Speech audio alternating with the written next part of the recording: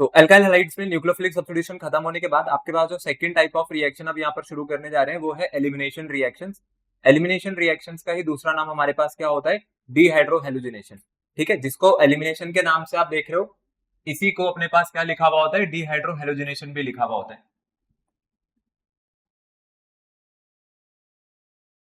तो elimination reaction में हम लोगों को जिस टाइप का एलिमिनेशन यहाँ पर पढ़ना है वो कौन सा है, डीहाइड्रोहेलोजिनेशन। और ये डीहाइड्रोहेलोजिनेशन किसमें कराया जाएगा, आपके अल्काइल हैलाइड्स में। अल्काइल हैलाइड्स कहते हैं या फिर हम लोग यहाँ पे कहते हैं हेलो एल्केन्स। ठीक है, इसका एक दूसरा नाम भी होता है, अभी देखेंगे कि वो दूसरा नाम किस वजह से आया है। पहले यहाँ पर रिएक्शन के बारे में पढ़ते हैं कि एलिमिनेशन रिएक्शन में आपको करना क्या है। देखो, जैसे इसका नाम है एलिमिनेशन, एलिमिनेट करने का मतलब है कि आपको हटाना है। तो आपका जो अल्काइल हैलाइड है, आपके अल्काइल हैलाइड पर जब आप कोई सुटेबल रिएजेंट लगाओगे तो वो सुटेबल रिएजेंट क्या करेगा, आपके अल्काइल हैलाइड में से कुछ एटम्स या फिर कुछ ग्रुप ऑफ एटम्स को एलिमिनेट कर देगा पूरे मॉलिक्यूल से। कोई यहाँ पर एक्सटर्नल जो आप रिएजेंट लगा रहे हो वो आकर के ऐड नहीं होगा, उल्टा वो आपके मॉलिक्यूल में प्रेजेंट ऑलरेडी जो एटम्स है या ग्रुप ऑफ एटम्स है उसको क्या करता है, वहां से एलिमिनेट कर रहा है या फिर रिमूव कर रहा है। कहने का मतलब क्या है कि क्या हो रहा होगा, आपको भी पता है कि कार्बन का एक बॉन्ड कम से कम किसके साथ होगा, यहाँ पर हेलोजन के साथ होगा। ठीक है, कार्बन का यहाँ पर एक बॉन्ड अपने पास हेलोजन के साथ होगा और उसके बाद क्या होगी, यहाँ पर ये एल्काइन चेन रहेगी। तो ये जो एल्काइल चेन है या फिर जो अपने पास कार्बन चेन है, मेरे पास कम से कम 2 कार्बन होने चाहिए। अगर आपको एलिमिनेशन रिएक्शन अल्काइल हैलाइड में पढ़नी है तो वो 2 कार्बन से ही पॉसिबल होता है, सिंगल कार्बन पे नहीं होती है। उसके पीछे रीजन क्या है वो भी आप समझ जाओगे। ठीक है, तो ये बॉन्ड में अभी एज इट इज यहाँ पर खाली छोड़ देता हूं, जो कि इस बात को बता रहा है कि इसके पीछे अभी भी और लंबी चेन यहाँ पर हो सकती है।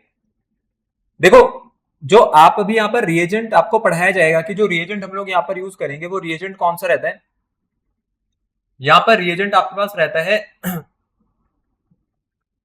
Alcoholic QH. क्या रिएजेंट लगाया हम लोगों ने यहाँ पर, एल्कोहलिक क्यूएच। मैंने आपको क्यूएच के बारे में पहले भी बताया भाई कि अगर आप पोटेशियम हाइड्रोक्साइड लगाते हो 2 नेचर की आती है, या तो एक्वस मीडियम की होती है और या फिर ये कौन सी होती है अपने पास, एल्कोहलिक मीडियम की होती है। अगर एक्वस मीडियम की लगाते तो क्या बनता, एक्वस मीडियम वाली से एक्वस मीडियम पे क्या बनता था, एक्वस एक्वस केओएच एल्कोहल बनाती है। ठीक है, जस्ट उल्टा कर देना है, एक्वस वाला एल्कोहल बनाता है। देखो, एल्कोहल वाला एल्कोहल नहीं बनाएगा, बस इतना ध्यान रखना। तो एक्वस केओएच से एल्कोहल बनता है और एल्कोहलिक केओएच से क्या बनती है, एल्कीन बनती है। ठीक है, अब यहाँ पे देखो जो एल्कीन बनेगी वो कैसे बनेगी, क्योंकि इसका नाम है अपने पास एलिमिनेशन रिएक्शन। ये जो केओएच है ना, केओएच आपको 2 रिएजेंट दे रहा है यहाँ पे। कौन कौन से दे रहा है, केओएच के पास क्या है, केओएच के पास के पॉजिटिव भी है और OH नेगेटिव भी है।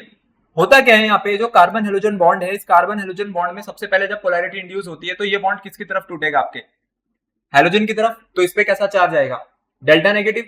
तो कार्बन पे कैसा चार्ज इंड्यूस कराएगा, ये डेल्टा पॉजिटिव इंड्यूस कराएगा। तो ये जो बॉन्ड पेयर है, बॉन्ड पेयर के इलेक्ट्रॉन्स किसकी तरफ शिफ्ट ले लेंगे, आपके हेलोजन की तरफ। तो कार्बन इलेक्ट्रॉन डेफिशिएंट हो गया, मतलब पॉजिटिव चार्ज इसने होल्ड कर लिया। जिस कार्बन से हेलोजन लगी हुई है, इस कार्बन को कौन सी कार्बन कहते हैं हम लोग, अल्फा कार्बन। पहली कार्बन जो होती है, इसको ऐसे C1 नहीं लिखते हम लोग, इसको C अल्फा ही लिखते हैं। ठीक है, पहली पोजीशन होती है अल्फा पोजीशन। जो कार्बन डायरेक्टली फंक्शनल ग्रुप से जुड़ा हुआ होता है वो अल्फा। तो अल्फा के बाद फिर ये वाला कौन सा हो गया मेरे पास, ये बीटा हो गया। जिस कार्बन से हेलोजन गई है उसके नेक्स्ट वाली जो कार्बन मींस जो बीटा कार्बन, आपको बीटा कार्बन से क्या करनी है, आपको बीटा कार्बन से करनी है यहाँ पर हाइड्रोजन रिमूव। लेकिन देखो, यहाँ पे जब हाइड्रोजन रिमूव होगी, आप मेरे को बताओ, कार्बन और हाइड्रोजन बॉन्ड में अगर आप इस बॉन्ड को तोड़ते हो तो कार्बन और हाइड्रोजन में कौन ज्यादा इलेक्ट्रोनेगेटिव है, कार्बन ज्यादा इलेक्ट्रोनेगेटिव है। तो ऑब्वियसली बात है कि ये जो बॉन्ड पेयर के इलेक्ट्रॉन है वो किसकी तरफ शिफ्ट लेंगे, आपके कार्बन की तरफ। कैसा चार्ज इंड्यूस होगा कार्बन पे, डेल्टा नेगेटिव, और हाइड्रोजन पे कैसा चार्ज इंड्यूस होगा, यहाँ पर डेल्टा पॉजिटिव। तो सेम टाइम पर आपका हेलोजन बाहर चला जाएगा नेगेटिव चार्ज के साथ, तो कार्बन पे क्या चार्ज बनाया उसने, पॉजिटिव। और जब हाइड्रोजन यहां से बाहर जाएगी तो कार्बन पे क्या चार्ज बनाएगी, वो नेगेटिव। तो एक जगह कार्बन इलेक्ट्रॉन डेफिशिएंट है और एक जगह कार्बन इलेक्ट्रॉन रिच है। तो इसने ये जो बॉन्ड पेयर अपने पास खींचा है उसको कहां पे लगा देगा, ये बीच में। या मैं कह दूं नेगेटिव चार्ज और पॉजिटिव चार्ज है, तो इन दोनों के बीच में क्या बन जाएगा, एक डबल बॉन्ड। तो जब आप इस साइड अब यहां पर अपने पास प्रोडक्ट देखोगे तो प्रोडक्ट में कार्बन कार्बन के बीच में क्या बना हुआ दिखेगा, आपको एक डबल बॉन्ड बना हुआ दिखेगा। तो ये हो गई आपके पास एल्कीन की फॉर्मेशन। तो डबल बॉन्ड कैसे बन रहा है, आई बात समझ में। ये वाला जो बॉन्ड पेयर था ना वो ये ले गया, तो ये कार्बन इलेक्ट्रॉन डेफिशिएंट हो गया, और ये वाला बॉन्ड पेयर इसने रख लिया। जब इसने यहां पे रखा तो अब ये वापस यहां पे दे देगा। ठीक है, मतलब यहीं पे लगा देगा। इस एरो को आप चाहो तो इस तरफ को बनाना, ठीक है, थोड़ा और बेटर रहेगा आप लोगों के समझने के लिए। बाकी तो ये केमिस्ट्री है, इसमें आप चाहे चार्ज से समझना चाहो या चाहे आप बॉन्ड पेयर से समझना चाहो, जैसे आप समझना चाहो बस समझ लो इसे। ठीक है, तो मैं ऐसे दिखा देता हूं कि ये वाला जो बॉन्ड है ये यहां पर आकर के लग गया। ठीक है, बट बात समझ लेना हुआ क्या था। हाइड्रोजन पॉजिटिव रिलीज हुई थी तो कार्बन पे नेगेटिव चार्ज छूटा, और नेगेटिव मतलब इलेक्ट्रॉन रिच हो गया, उसने 2 इलेक्ट्रॉन रख लिए, और एक बॉन्ड में कितने इलेक्ट्रॉन होते हैं, 2 इलेक्ट्रॉन होते हैं, तो वो यहाँ पर लग गया मेरे पास बॉन्ड। ठीक है, क्योंकि इलेक्ट्रॉन डेफिशिएंट कार्बन थी। बाकी कार्बन के जितने बॉन्ड एज इट इज थे वो अभी भी यहाँ पर पूरे ही रहेंगे। ये हाइड्रोजन के साथ था, बाकी इस चेन में जितने भी अपने पास कार्बन रहे हो अभी हमें उसे नहीं देखना है। और कार्बन के यहाँ पे बचे हुए 2 बॉन्ड किसके साथ पूरे हो गए होंगे, ये हाइड्रोजन के साथ। अब के पॉजिटिव है, के पॉजिटिव के साथ कौन कंबाइन कर जाएगा, ये एक्स नेगेटिव। तो एक तो आपके पास निकल गया यहां से पोटेशियम हलाइड, तो प्लस के एक्स, और OH नेगेटिव के साथ कौन कंबाइन करेगा वहां पे, H पॉजिटिव। तो ये लो क्या बन गया अगला आपके पास, H2O। तो ये है आपके पास इस रिएक्शन की वर्किंग। इसी रिएक्शन का दूसरा नाम क्या होता है आपके पास, बीटा एलिमिनेशन रिएक्शन। इसी को हम लोग कहते हैं बीटा एलिमिनेशन। अब बीटा एलिमिनेशन क्यों कहेंगे, क्योंकि आपने जिस कार्बन से हाइड्रोजन निकाली थी, हाइड्रोजन निकालने के लिए कौन सी कार्बन यूज करी थी आपने, बीटा पोजीशन की कार्बन। बस एक गलती मत करना कि जिस कार्बन से आप हाइड्रोजन निकाल रहे हो कहीं आप हाइड्रोजन भी वहीं से निकाल दो, वो गलत हो जाएगा। ठीक है, आप जब भी यहां पर हाइड्रोजन निकालोगे कौन सी कार्बन से निकालोगे, हमेशा बीटा कार्बन से। तो इसी रिएक्शन को हम लोग बीटा एलिमिनेशन रिएक्शन भी कहते हैं। तो this reaction is also known as beta elimination reaction. ठीक है, इसी रिएक्शन का अपने पास नाम क्या होता है, यहां पर बीटा एलिमिनेशन होता है। अब एक एग्जांपल लेकर के देख लेते हैं। ठीक है, एग्जांपल के लिए जैसे मैं आपको कहता हूं कि आपके पास आ गया CH3, पूरा एक्सपैंड करके लिख देते हैं पहले, CH3CH2Br, और प्लस इसके ऊपर आपका जो एक्शन है वो हो रहा है एल्कोहलिक KOH का। ठीक है, CH3CH2Br है, एल्कोहलिक KOH के साथ इसको हीट किया जा रहा है। तो अब यहां पे जिस कार्बन से ब्रोमीन लगी हुई है, ये कार्बन कौन सी हो गई आपके पास, सबसे पहले अगर हम लोग देखें कौन सी कार्बन है मेरी, अल्फा कार्बन, और ये कौन सी कार्बन है आपके पास, बीटा कार्बन। आपको क्या करना है, आपको यहाँ पर तोड़ना है एक तो कार्बन ब्रोमीन बॉन्ड, और एक बॉन्ड कौन सा तोड़ना है यहाँ पर, कार्बन हाइड्रोजन बॉन्ड तोड़ना है। ठीक है, तो ये जो बीटा वाली कार्बन है और जो अल्फा वाली कार्बन है, इन दोनों के बीच में क्या बन जाएगा अपने पास, डबल बॉन्ड बन जाएगा। बिल्कुल सिंपल है। तो कितने हाइड्रोजन बचे अब आपके पास, यहां पर 2 हाइड्रोजन बचे, तो ये हो गया CH2 डबल बॉन्ड CH2, और क्या हुआ होगा, KOH का K पॉजिटिव और यहां से Br नेगेटिव निकला, तो क्या बन गया ये KBr, यहां से H पॉजिटिव और यहां से OH नेगेटिव मिलकर के क्या बना देंगे आपके पास H2O। ठीक है, तो ये अपने पास क्या थी, ये थी आपके पास इथाइल ब्रोमाइड या फिर ब्रोमोइथेन। अगर मैं इसका IUPAC नेम लिखूं तो IUPAC नेम क्या आएगा अपने पास निकल करके, ब्रोमोइथेन। और ब्रोमोइथेन से आपने क्या बना दी यहां पर, इथीन बना दी। तो ये होते हैं आपके पास कन्वर्जन रिएक्शन के टाइप। जब आपसे कन्वर्जन में कभी ऐसा क्वेश्चन पूछा जाए कि ब्रोमोइथेन है या एल्काइल हैलाइड से कभी एल्कीन बनानी है, तो एल्काइल हैलाइड से एल्कीन बनाने के लिए कौन सा रिएजेंट लगाएंगे हम लोग, एल्कोहलिक क्यूएच लगाएंगे, एल्कोहलिक क्यूएच लगेगा वहां पर। देखो अब आप लोग यहाँ पे ध्यान देना, जैसे कि आपके पास एक ये रिएक्शन है, इसको आप लेकर के चलना कि हमारे पास एक ये क्वेश्चन की फॉर्म है। ठीक है, मैंने यहाँ पर आपके पास एक एल्काइल हैलाइड बनाया हुआ है। अगर आप एल्काइल हैलाइड देखोगे तो ये कौन सा डिग्री का एल्काइल हैलाइड है अपने पास, 2 डिग्री का, ये 2 डिग्री का एल्काइल हैलाइड है। ठीक है, प्रॉब्लम क्या है यहाँ पर, अगर आप आइडेंटिफाई करोगे तो अल्फा कार्बन कौन सी हो गई, जो कि ब्रोमो के साथ लगी हुई है, अल्फा कार्बन है। अब यहाँ पे कितनी अपने पास बीटा कार्बन है, बीटा कार्बन क्या हुआ करती थी, जो अल्फा के जस्ट बाद पड़ेगी, तो भाई उस हिसाब से तो फिर ये वाली कार्बन भी अल्फा के बाद पड़ रही है, तो ये भी बीटा कार्बन हो गई, और ये कार्बन भी अल्फा के बाद पड़ रही है, तो ये कार्बन भी कौन सी होगी आपकी, बीटा कार्बन ही होगी। तो यहाँ पर मेरे पास 2 बीटा साइड्स अवेलेबल है for the removal of hydrogen. ठीक है, चलो इसको मैं कह देता हूं कि आपके पास बीटा 1 है, और इसको हम लोग नाम दे देते हैं आपके पास क्या हो गया, बीटा 2। अब बात ये आती है कि बीटा 1 और बीटा 2 से जब आपके पास रिमूवल होगा तो 2 तरीके के प्रोडक्ट बनेंगे। मैं यहाँ पर दोनों प्रोडक्ट बना करके लिख देता हूं, और उसमें से एक अपने पास मेजर है, एक अपने पास माइनर है। सबसे पहले जैसे जो प्रोडक्ट है वो ये बन सकता है।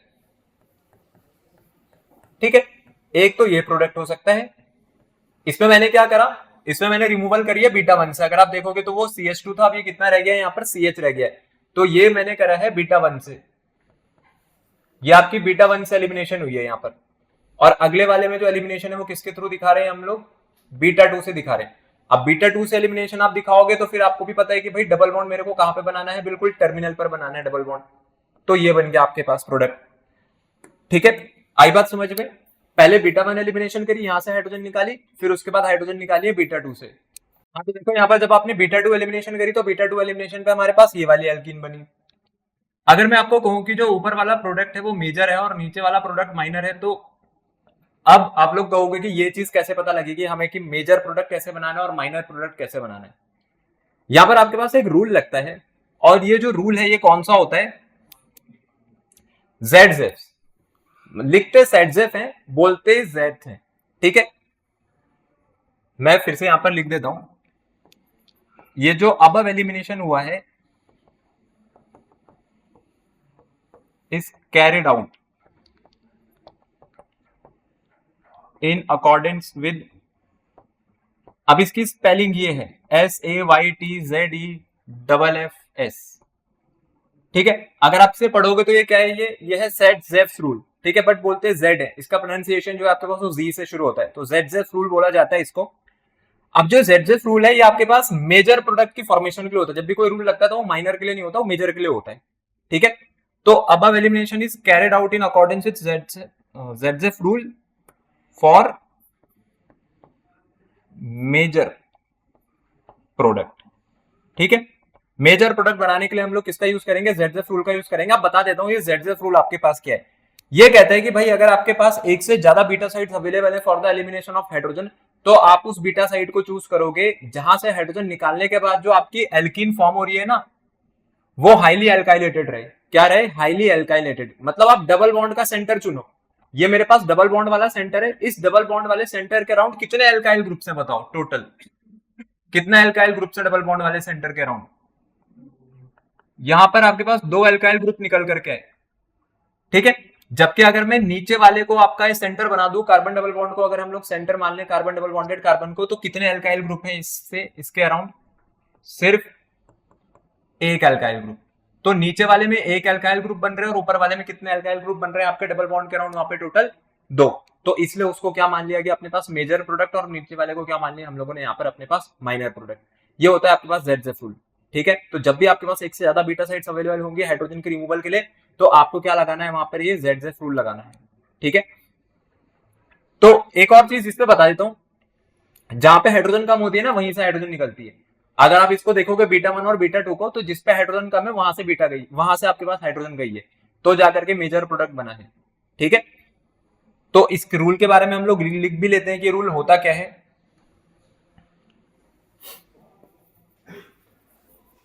इनकेस अगर आपसे कभी पूछ लिया जाए तो आप लोग क्या लिख करके आओगे, तो according to this rule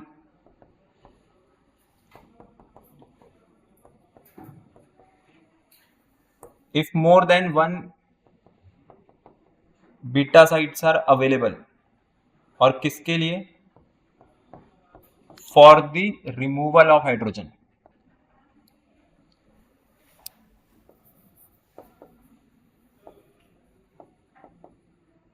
during dehydrohallucination,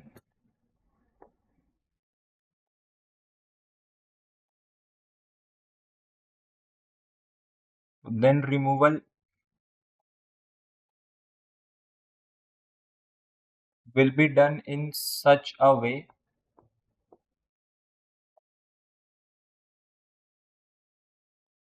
that the formed alkene will be highly alkylated। ठीक है, तो हम लोग इस तरीके से करेंगे वहां पर हाइड्रोजन का रिमूवल कि आपके पास जो एल्कीन निकल करके आए वो क्या रहे, अपने पास हाईली अल्काइलेटेड रहे, maximum number of alkyl group जो है वो आपको डबल बॉन्ड के अराउंड वहां पर देखने को मिले। तो ये रहता है अपने पास यहाँ पर जेडजेफ रूल। ठीक है, तो एलिमिनेशन रिएक्शन में भी हम लोगों ने जो अल्काइल हैलाइड वैसे यहाँ पे यूज किया था, ये कितने डिग्री का अल्काइल हैलाइड था आपके पास, ये 2 डिग्री का है, ये 2 डिग्री का अल्काइल हैलाइड यहाँ पे यूज हुआ है। सेम प्रॉब्लम आपके पास तब भी अराइज हो सकती है अगर आप कोई 3 डिग्री का अल्काइल हैलाइड लेकर के आओगे, तो 3 डिग्री के अल्काइल हैलाइड में भी यही चीज होती है। 3 डिग्री के अल्काइल हैलाइड में भी आपके पास एक से ज्यादा बीटा साइट्स यहाँ पर निकल करके आ जाएंगी। ठीक है, तो ये है आपके पास डिहाइड्रोहैलोजिनेशन रिएक्शन। अब मैंने आपके सामने यहाँ पर 3 कैटेगरी के अलग अलग एल्काइल हैलाइड लिख दिए। सबसे पहला वाला एल्काइल हैलाइड मेरे को बता दो कौन सी डिग्री का है आपके पास, 3 डिग्री। अगला वाला कौन सा डिग्री का एल्काइल हैलाइड है, 2 डिग्री। और लास्ट वाला कौन सा है मेरे पास, 1 डिग्री। ठीक है, अब यहाँ पर अगर हम लोग इसमें डीहाइड्रोहेलोजिनेशन कराते हैं तो डीहाइड्रोहेलोजिनेशन पे आप मेरे को बताना कि आपके पास ये अल्फा कार्बन है, तो अल्फा कार्बन के पास इस बार कितनी बीटा साइट्स अवेलेबल है, यहाँ पे टोटल कितनी बीटा साइट्स अवेलेबल है, 3 बीटा साइट्स अवेलेबल है। ये अगर आपकी अल्फा कार्बन थी तो यहाँ पर कितनी बीटा साइट्स निकल करके आ गई, 2 बीटा साइट्स आ गई। और ये आपकी अल्फा कार्बन है और यहाँ पर कितनी बीटा साइट है, सिर्फ 1। ठीक है, देखो जब आप यहाँ पे अपने पास इसके अराउंड जब आप यहाँ पे एलिमिनेशन रिएक्शन कराओगे तो आपको भी पता है कि आप जब डबल बॉन्ड बनाओगे, अगर आपने इन दोनों कार्बन के बीच में डबल बॉन्ड बनाया, मतलब अगर बीटा 3 से एलिमिनेशन हुई तो आपके डबल बॉन्ड के अराउंड कितने एल्काइल ग्रुप रहेंगे, 1, 2 और एक यहाँ पर कौन सा जाएगा, तीसरा एल्काइल ग्रुप, अगर मेरे पास डबल बॉन्ड यहाँ पर बन जाए।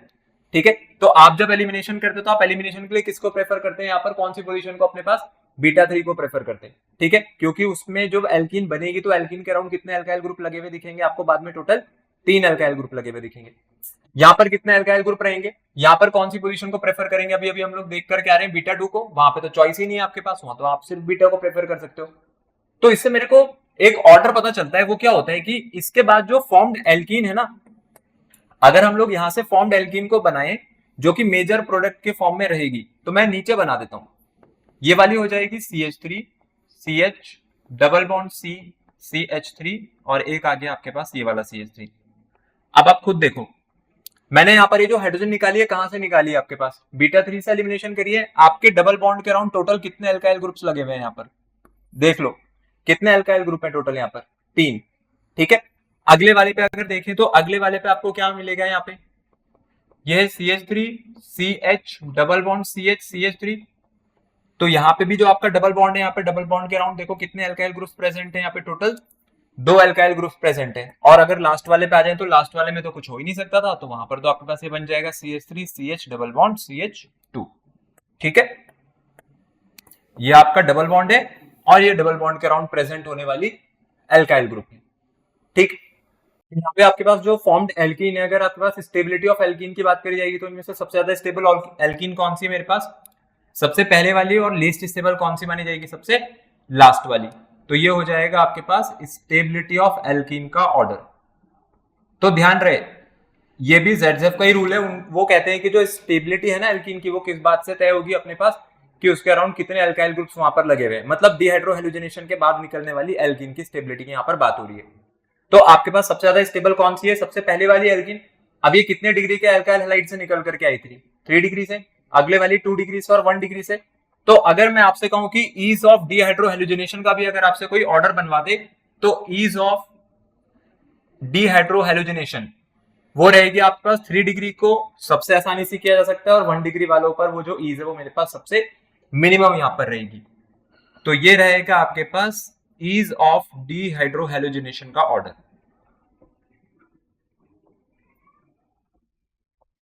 तो ये जो ईज ऑफ डिहाइड्रोहेलोजिनेशन का ऑर्डर बताया गया है वो किसको देख करके बताया गया है, यहाँ पर फॉर्म्ड एल्कीन की स्टेबिलिटी को देखकर। ठीक है, सबसे ज्यादा स्टेबल आपके पास यहाँ पर ये वाली एल्कीन है, पहली वाली, तो वो कौन से डिग्री के एल्काइल हैलाइड से निकल करके आई थी, 3 डिग्री से। तो इसलिए कह रहे हैं कि 3 डिग्री वाली पर जो ईज है वो अपने पास मैक्सिमम रहेगी। ठीक है, तो ये बात आप लोग ध्यान रखना है। यहाँ पर ये आपको जो ऑर्डर बनवाया जा रहा है वहां पर वो बनवाया जा रहा है 3 degree versus 2 degree versus 1 degree alkyl halide का। तो अगर आपसे एग्जाम में क्वेश्चन पूछ लिया जाता है, एग्जाम में अगर आपके पास क्वेश्चन आ जाए ऑर्डर लगाने का, तो आप एटलीस्ट फिर उसमें ये टाइम मत वेस्ट करना कि आप पहले वहां पर एल्कीन बना करके देखो। उससे आपको बस आइडेंटिफाई करना है कहां पर 3 डिग्री है, कहां पर 2 है, कहां पर 1 है, और सीधा ऑर्डर आपको वहां पर बना देना है। ठीक है, जो 1 डिग्री वाले होंगे वो सबसे लीस्ट स्टेबल एल्कीन आपको बनाते हुए दिखेंगे।